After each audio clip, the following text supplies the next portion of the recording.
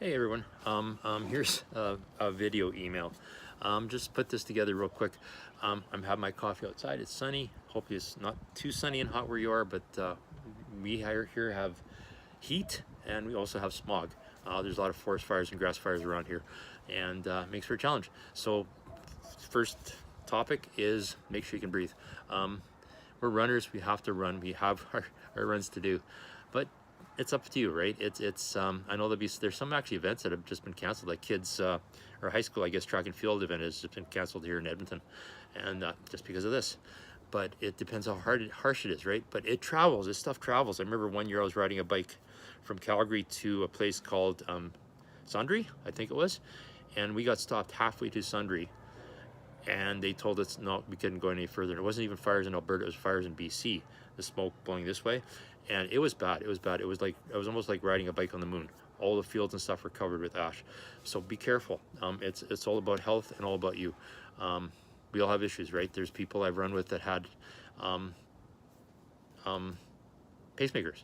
That was, oh my God, that was an oh my God moving. One lady had a pacemaker, the next one had just got a insulin pump, and it's like, okay, one on either side of me, what do I do? So one thing, when you're running with other people, I run with groups, I lead groups, and we never thought about this. I never thought about this before, but make sure somebody with your group understands first aid and CPR. That's for sure. You never know what's going to happen. Something may happen, so it's good to have that first aid. And I know a lot of people look for a certified coach. Look for a coach that actually has that in their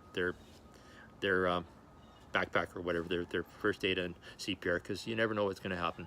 Also, when I run, I usually take my smartphone with me, just because. If I'm on my own for some reason, I take my camera. I don't take my phone, because I don't, okay, camera, phone, that's just, I'm old, understand that. Anyhow, so people want to know, how do I carry stuff, Warren, when you run? First question would always be, what do you need to carry? How much? I just bought a new car, biggest mistake in my life. The one thing I wanted in the car was combination lock on the door, so I don't have to carry a key with me ever, or a key fob even. But, well, so I have to. So what do? A lot of times I run from home, so I don't have to carry anything with me. Sometimes a house key, right? What do? The trick is make sure everything's secure.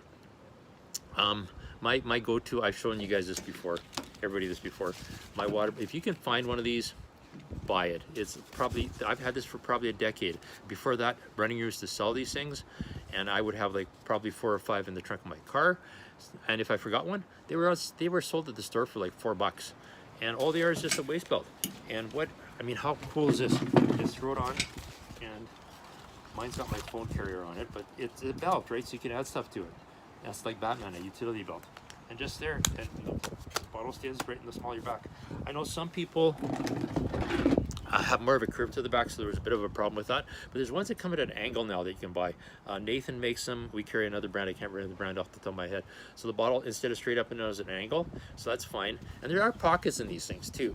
Not big. You couldn't put a phone in. Some I think have phone. Almost depends on your phone, right? Because most phones now are about the size of an iPad. But yeah, little zippered pockets on either side. I think the zippers are important. And again, I can add stuff to the belt. This I used to carry my phone. It was hard to find this thing, but it just stops on there. And if I need to take my camera, I think I brought my camera with me. I did. I got one of these things and just throws my little camera in there, and easy peasy. And the problem with these things, if you put them in a pocket, they're gonna bounce back and forth. Secure, it doesn't bounce. So that's an option. So water, I'm going to say ideally this summer, it's going to be hot. I think no matter where you are, it's going to be hot. Ontario, we know humid. Here, for some reason, Edmonton is humid. Vancouver is going to be hot again as well. They're talking about heat domes and stuff already. So you're going to want water with you or access to water. So if you're going for a run, make sure there's some places you can stop along the way. If there's a fountain, fine. I like carrying water with me no matter what, because I may not need it, but if I do, it's there. So that's an option. Other thing, if you want to get away from those, again, we're going to hydration packs more and more, because tons of zippers. The question is, how much stuff do you need to carry with you? If you're going for longer than 5 or 10K, yes, for any run, I say this is not so bad. Again, you have a hydration thing, you can carry, there's a hose, you can drink if you need to, but you can pack a lot of stuff in these things, and they just go around like a backpack, right? Simple, easy peasy. I've got one friend, she wears hers no matter what. Sometimes she just says she just carries stuff in them, not necessarily water, but it's just nice to have. It's a nice option. Another option to have is clothing. We're actually talking about clothing on Saturday, by the way. I've got a special guest speaker. She works for a company called On, O-N. They make footwear and clothing. So we'll go about through clothing, make sure we're clothing wicks. That's probably the easiest thing, but we'll go through what they have and we'll talk about their shoes as well, because pods on shoes are amazing. So don't miss that. Anyhow, so look for something that's, I always look for stuff that has a zipper. Well, actually, before clothing. These things. This is the first, or this is Nathan. I got my flip belt. There, flip belt.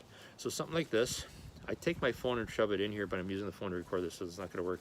But anyway, flip belt, by flip belt. These don't have zippers on them, but they take just about anything and everything. I've stuffed phones, keys, you name it, into these things. And it's pretty handy. Okay, where are we here? Yeah, there you go. Just little pockets like that. They stretch no matter what you want to put in them. So a big phone will fit. A big phone like my iPhone fits for sure.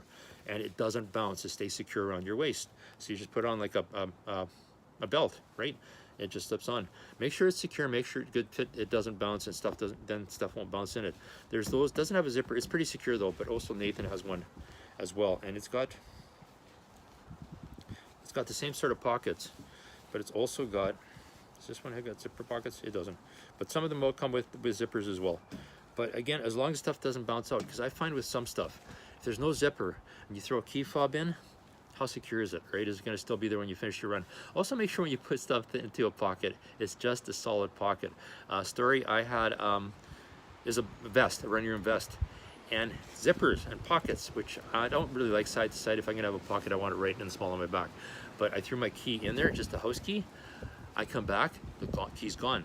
Well, there was actually a hole in that pocket. It was like a ripcord to tighten up the vest. And where the ripcord went through, there's a little bit of a hole, just enough for your key to fall out. So make sure everything's secure, because you don't want to have that, because you get home, it's like minus 25 outside, and it's pretty hard to break into your own house now. I used to do that as a kid, but now things are more secure. Anyhow, so always look for something like, it doesn't have to be right in the small of the back.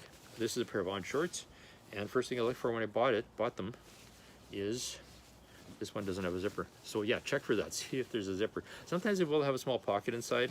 These don't even have that. So you're not carrying anything with these. But I got these from MEC, and all you need is a little zipper right there.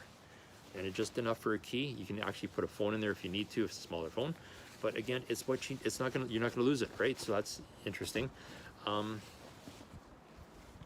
These are, I better make sure these aren't Lululemon, otherwise I'm gonna get fired. I think they are. Anyway, so it's got a little pocket in the back here. It's not, there's no zipper, right? So is that going to be secure? Is it going to be big enough? So check that out when you're going to shop for this stuff. Take what you're going to carry with you in with you, and see if it fits. Again, here we go, zipper. Ta-da.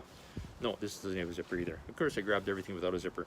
I don't like just pockets. I don't like side pockets like the side and the side, because when you throw keys in there, that thing's going to rock back and forth.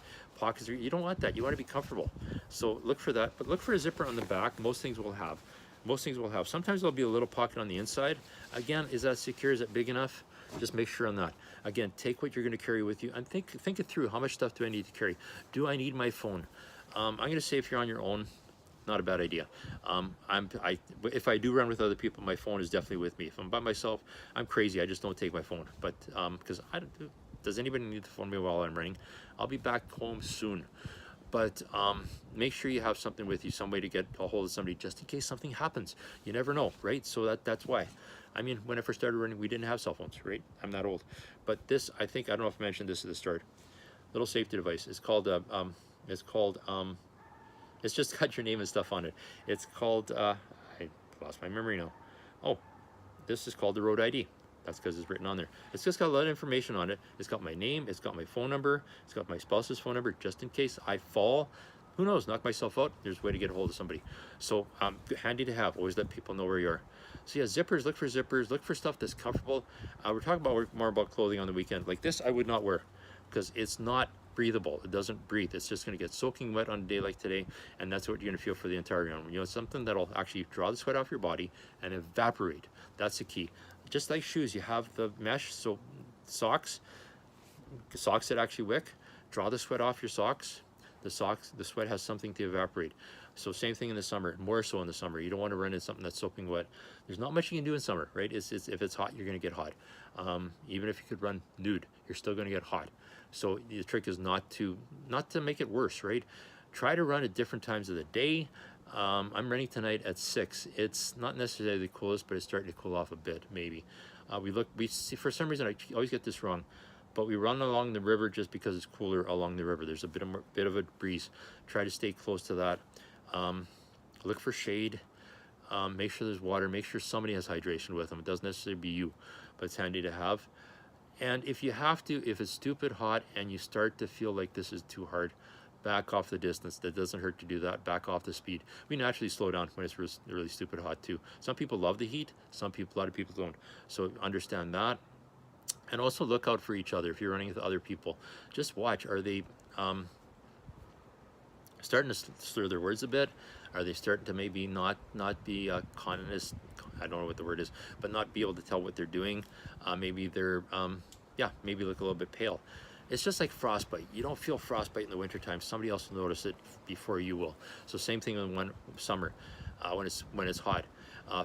Body glide for sure. Sunglasses if you have. Cap if you have. I'm always like this. And as I learned this year, I've sunburned the last 3 days because I'm too stupid to put this stuff on, and I just had it with me, just didn't bother putting it on. So put it on, because there is a cancer risk too, right? Splash that stuff on, put a cap on, wear sunglasses. Yeah, just be safe. That's the whole thing about this. It's not worth the effort. Yeah, anyway, we'll talk on Saturday. We'll talk more about clothing, and we'll talk a little bit about shoes as well. So have a good couple days, guys. We'll talk to you Saturday.